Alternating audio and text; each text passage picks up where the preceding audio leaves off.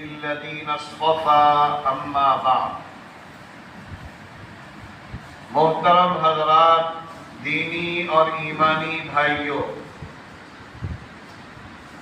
یہ سورۃ البقرہ قرآن کریم کی یہ دوسری سورت ہے اور سب سے زیادہ طویل سورت ہے، سب سے لمبی سورت۔ اور اس سورت کو سورۃ البقرہ، بقرہ کے معنی گائے کے ہیں۔ اس سورت میں ایک خاص واقعہ گائے کا بیان کیا گیا ہے، تو لہذا کیونکہ وہ اہم واقعہ ہے، اسی لیے اس سورت کا نام سورۃ البقرہ اللہ نے طے کر دیا۔ یہ سورت بہت اہم سورت ہے۔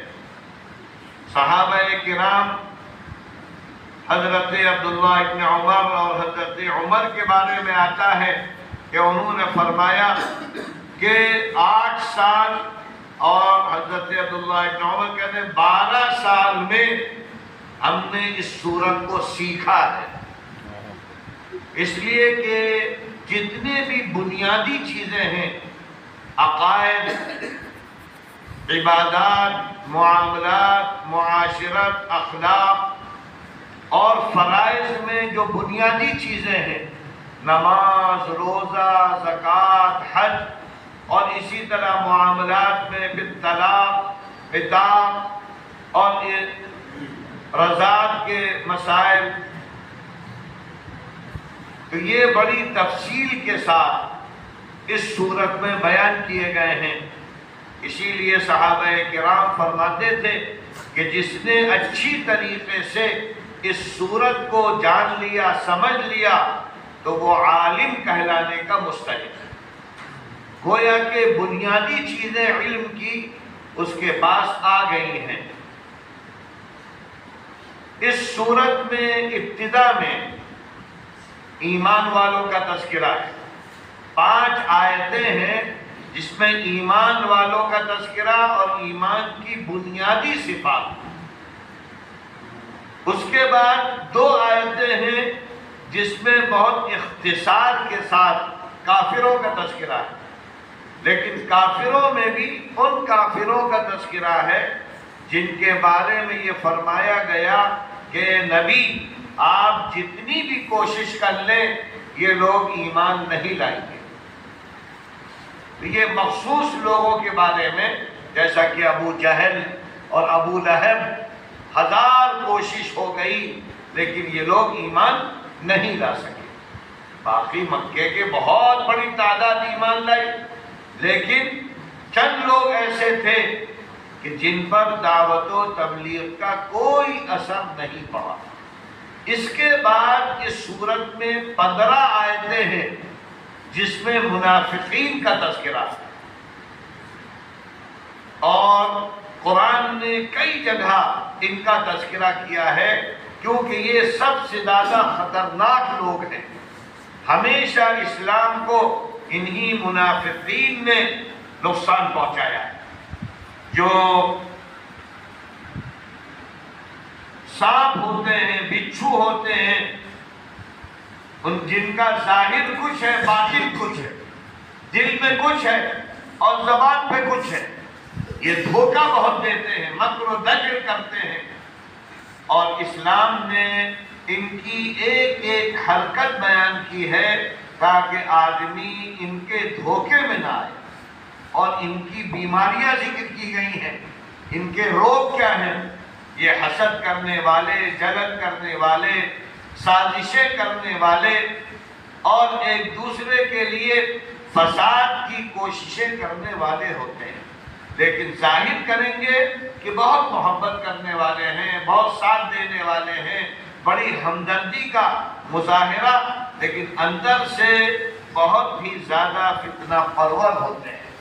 تو ان کے پہچاننے کے لیے باقاعدہ 15 آیتیں ذکر کی گئی ہیں، اور پھر اس کے بعد جو یہود و نصارہ اور اس زمانے میں بہت زیادہ فتنہ مچائے ہوئے تھے، ان کا تذکرہ کیا گیا ہے تقریباً پون پارے میں، اس لیے کہ ان کی جو سازشیں تھیں، ان کا جو مکر و دجل تھا، اور اللہ کے رسول صلی اللہ علیہ وسلم کی دعوت میں جو رکاوٹ کا ذریعہ بن رہے تھے، اس لیے قرآن کریم نے ان کی بھی حرکات اور ان کی بھی سازشوں کا پردہ فاش کیا ہے، اور یہ کہا ہے کہ یہ اللہ کے بڑے مقرب تھے، لیکن جب انہوں نے نافرمانی کا راستہ اختیار کیا، بغاوت کی، تو پھر اللہ کی طرف سے بڑی سخت سزائیں ان کو دی گئی۔ ایک ایک سزا جو ان کو دی گئی ہے اس کا بھی تذکرہ قرآن میں بڑے اختصار کے ساتھ کیا گیا ہے۔ تو الف لام میم، یہ جو حرف ہے، یہ علم نہیں اس کو پڑھا جائے گا، یہ حروف مقطعات کہلاتے ہیں۔ مقطع کے معنی الگ الگ، کاٹ کاٹ کے پڑھنا، لہذا الف الگ پڑھا جائے گا، لام الگ پڑھا جائے گا، میم الگ پڑھا جائے گا۔ تو الف لام میم یہ حروف مقطعات ہیں، اور ان کے کیا معنی ہیں یہ کہیں بیان نہیں کیے گئے، ان کی تشریح نہیں کی گئی ہے، ان کا مطلب سوائے اللہ کے کوئی نہیں جانتا۔ اب بعض لوگوں نے یہ کہا ہے کہ الف لام میم یہ بھی ایک نام ہے اس سورت کا، بعض لوگوں نے کہا ہے کہ الف لام میم یہ حروف چیلنج ہیں، مکے کے لوگوں کو چیلنج کیا گیا کہ الف لام میم سے قرآن بنا ہے، اور تم بھی اپنی باتیں الف با تا سے کرتے ہو، تو قرآن جیسی ایک آیت بنا لاؤ، قرآن جیسی سورت بنا لاؤ۔ تو اس کا مطلب یہ ہے کہ یہ اللہ کی کتاب ہے، اور کسی کے اندر طاقت نہیں ہے کہ قرآن جیسی ایک آیت اور ایک سورت بنا سکے۔ اور آج تک 1450 سال ہو گئے، کوئی بھی دنیا کا آدمی قرآن کا مقابلہ نہ کر سکا ہے اور نہ کر سکے گا، یہاں تک کہ جتنی بھی سازشیں ہوتی رہیں قرآن کو مٹانے کی، ایک حرف کو بھی کوئی مٹا نہیں سکا، اس لیے کہ اللہ کا وعدہ ہے کہ ہم نے قرآن اتارا ہے اور ہم ہی اس کی حفاظت کر رہے ہیں۔ تو الف لام میم ذالک الکتاب، یہ وہ کتاب ہے لا ریب فیہ، جس میں ذرا بھی شک نہیں، اللہ کی طرف سے اتاری گئی ہے، شک نہ کرنا، ہر حکم اللہ کا ہے، اور لائے ہیں جبرائیل امین، اور اتری ہے سب سے زیادہ پاکیزہ ذات پر جو محمد عربی صلی اللہ علیہ وسلم کہلاتے ہیں۔ تو لہذا یہ وہ کتاب ہے جس میں ذرا بھی شک نہیں ہے۔ ہدی للمتقین، اللہ سے ڈرنے والوں کو فائدہ ہوتا ہے اس سے، ورنہ ایک جگہ کہا گیا شہر رمضان الذی انزل فیہ القرآن ہدی للناس، قرآن ہے ساری انسانیت کے لیے ہدایت نامہ، سب کو راستہ دکھاتا ہے، لیکن کسی کو مجبور نہیں کرتا ہے، زبردستی اللہ کسی کی گردن نہیں موڑتا ہے۔ فمن شاء فلیؤمن ومن شاء فلیکفر، اللہ نے اعلان کر دیا جو چاہے ایمان لائے اور جو چاہے کفر کرے۔ دنیا میں ہم نے ڈھیل دے دی ہے، جو چاہو کرو، ہم یہاں تمہاری پکڑ نہیں کریں گے، خوب موقع دیں گے، جتنا کفر کرو گے، نافرمانی کرو گے، بغاوت کرو گے اور ڈھیل ہوگی، ظلم کرو گے اور ڈھیل دیں گے، تاکہ آخرت میں تم کو پتہ چل جائے ایک جزا کا دن آنے والا ہے، اسی دن فیصلے ہوں گے سب کے، چھوٹے فیصلے اور بڑے فیصلے، اس لیے آخرت کو نہ بھلاؤ۔ جو آخرت سے غافل ہو گیا اس سے بڑا کوئی محروم نہیں، اور ہر آدمی دیکھ رہا ہے دنیا فانی ہے، دنیا ختم ہو رہی ہے، ایک دن پوری دنیا ختم ہو جائے گی جس کو قیامت کہا گیا ہے. باقی روزانہ ہر انسان کی قیامت آ رہی ہے. روزانہ محلے میں، گھر میں کوئی بڑا مر رہا ہے، کوئی چھوٹا مر رہا ہے، کوئی بچہ مر رہا ہے، کوئی بوڑھا مر رہا ہے. تو لہذا جب روزانہ محلے میں، شہر میں، گھر میں قیامت ہے تو کیوں اللہ کو بھولے ہوئے ہو؟ آدمی کہاں جا رہا ہے یہ تو سوچو. پیدا کرنے والا کہہ رہا ہے کہ یہ ہمارے پاس آ رہا ہے اور ہم اس سے پائی پائی کا حساب لیں گے. کیا کیا تھا تم نے دنیا میں؟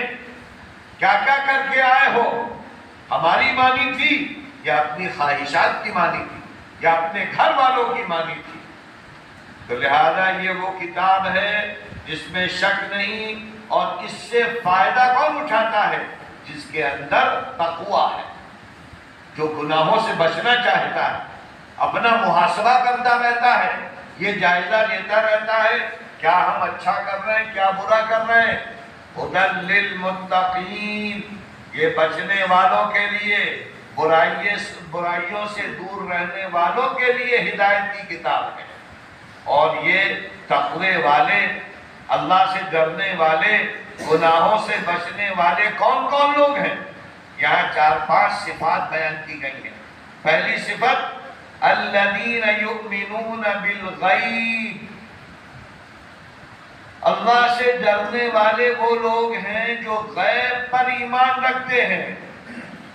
جنت دیکھی نہیں لیکن مانتے ہیں، آخرت مانتے ہیں، حساب ہوگا یہ مانتے ہیں، اور اس لیے مانتے ہیں کہ نبی پاک صلی اللہ علیہ وسلم جو سب سے زیادہ سچے تھے انہوں نے بیان کیا.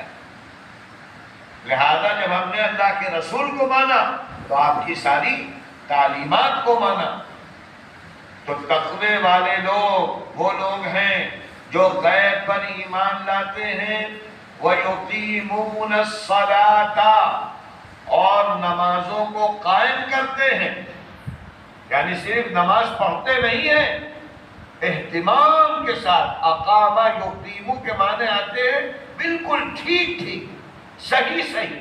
تو صحیح نماز وہ ہے جو اللہ کے رسول صلی اللہ علیہ وسلم نے پڑھی اور سکھائی. تو لہذا ہر مسلمان کے لیے ضروری ہے کہ وہ نماز بھی سیکھے. رکوع کیسے کریں گے، سجدہ کیسے کریں گے، کیا کیا پڑھیں گے.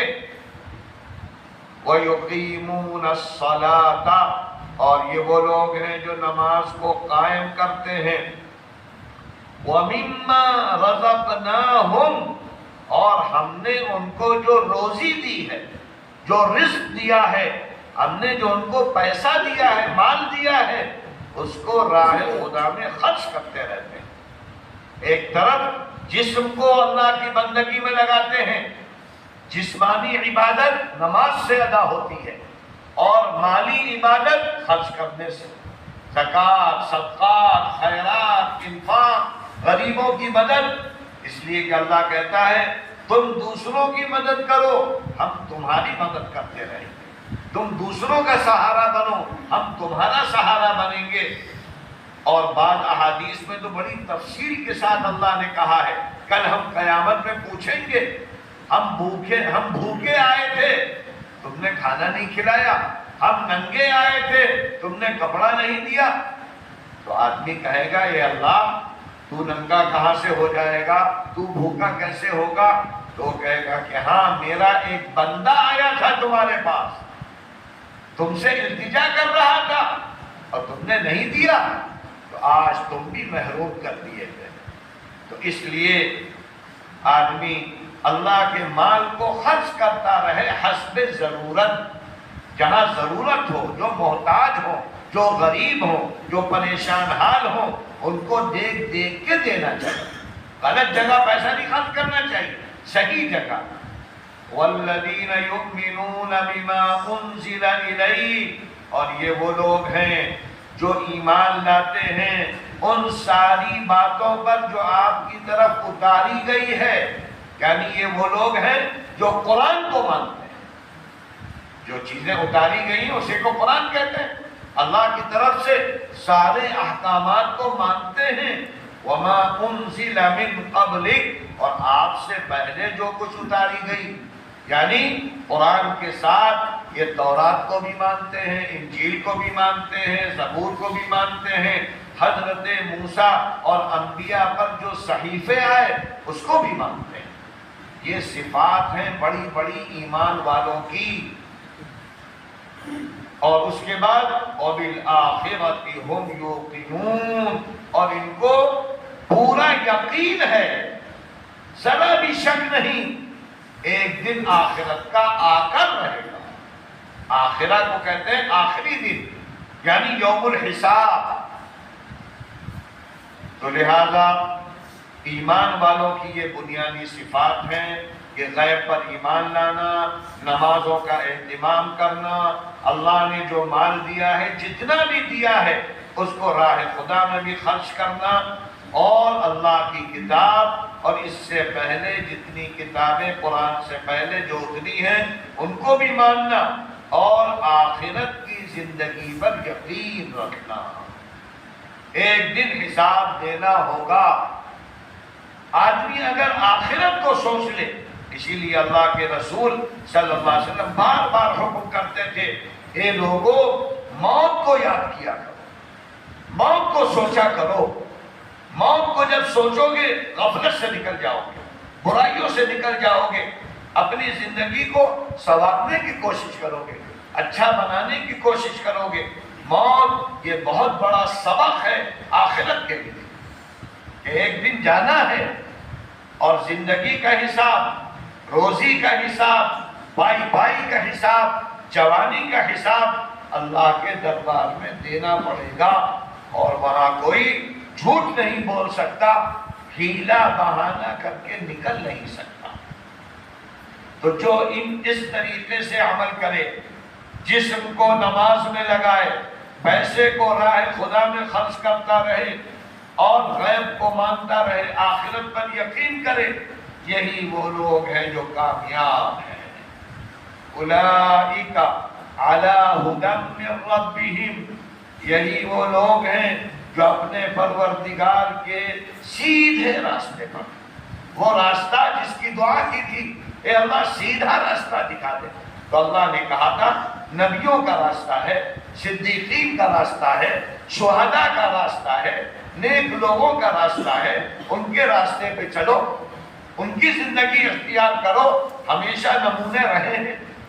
وَأُولَئِكَ هُمُ الْمُفْلِحُونَ، اور یہی وہ لوگ ہیں جو حقیقت میں کامیاب، حقیقی کامیاب وہی لوگ ہیں جو دنیا میں اللہ کو راضی رکھتے ہوئے زندگی گزارے، کھا رہے ہیں، پی رہے ہیں، لیکن اللہ کا شکر ادا کر رہے ہیں کہ کھلایا اللہ نے، پلایا اللہ نے، زندگی اللہ نے دی، سب کچھ اللہ دے رہا ہے۔ لہذا شکر ادا کرتے رہو گے تو اللہ کا انعام ملتا رہے گا، اور اللہ کا انعام ملتا رہے گا تو دنیا بھی اچھی ہو جائے گی اور عقبہ بھی اچھی ہو جائے گی۔ اللہ تعالی ہم سب کو ایسے ایمان والے لوگوں میں شامل فرمائے جن کی یہاں صفات بیان کی گئی ہے، اور جن کو اللہ نے سب سے بڑا کامیاب کہا۔